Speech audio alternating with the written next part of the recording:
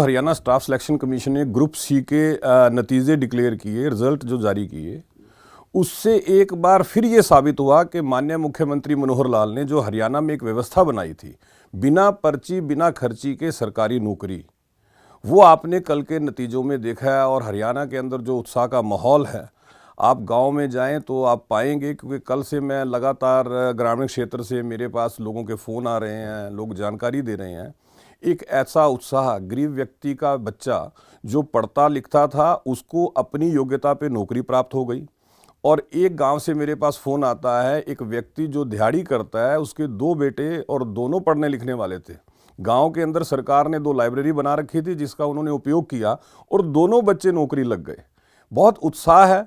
और देखिए, एक व्यवस्था वो थी जिसके बारे में एक पूर्व कांग्रेसी विधायक मीडिया के सामने छाती ठोक के ये कह रहे थे कि हमारे समय में तो पर्ची चलती है जी।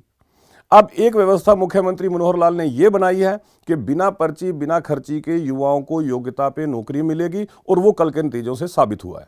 देखिए, भर्ती रोको गैंग जो है वो पिछले 9 साल से लगातार सक्रिय रहा है हरियाणा में, और उनका प्रयास तो एकमात्र ये रहा है कि हरियाणा सरकार जो भी सरकारी नौकरियों की भर्ती निकालती थी, उस पर किसी तरह से अड़चन हो जाए। उसके लिए वो अलग अलग तरह के हथकंडे अपनाते थे, कानूनी सहायता उपलब्ध कराते थे, बहुत प्रयास रहे।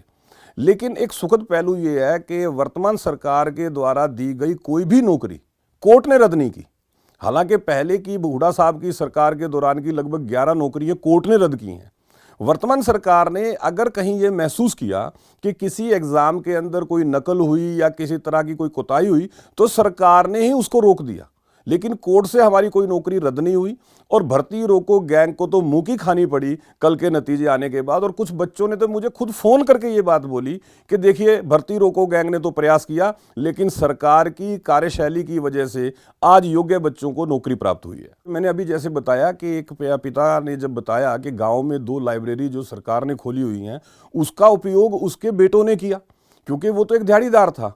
उस व्यक्ति के पास इतनी आर्थिक उपलब्धता नहीं थी कि वे अपने बच्चों को किताबें उपलब्ध करा सके। वो तो यहाँ तक कह रहा था कि साहब, हमें तो कई बार फार्म भरने के पैसों की दिक्कत हो जाती थी। मुख्यमंत्री मनोहर लाल ने जब कॉमन एंट्रेंस टेस्ट का सिस्टम शुरू किया, उसका लाभ भी बच्चों को प्राप्त हुआ। तो जो बच्चे भले गरीब परिवार के थे, जिनके पास कोई सिफारिश नहीं होती थी, जिनके पास कोई धन नहीं है, ऐसे बच्चे जब अपनी योग्यता से नौकरी प्राप्त करते हैं तो वो मुख्यमंत्री मनोहर लाल को आशीर्वाद देते हैं।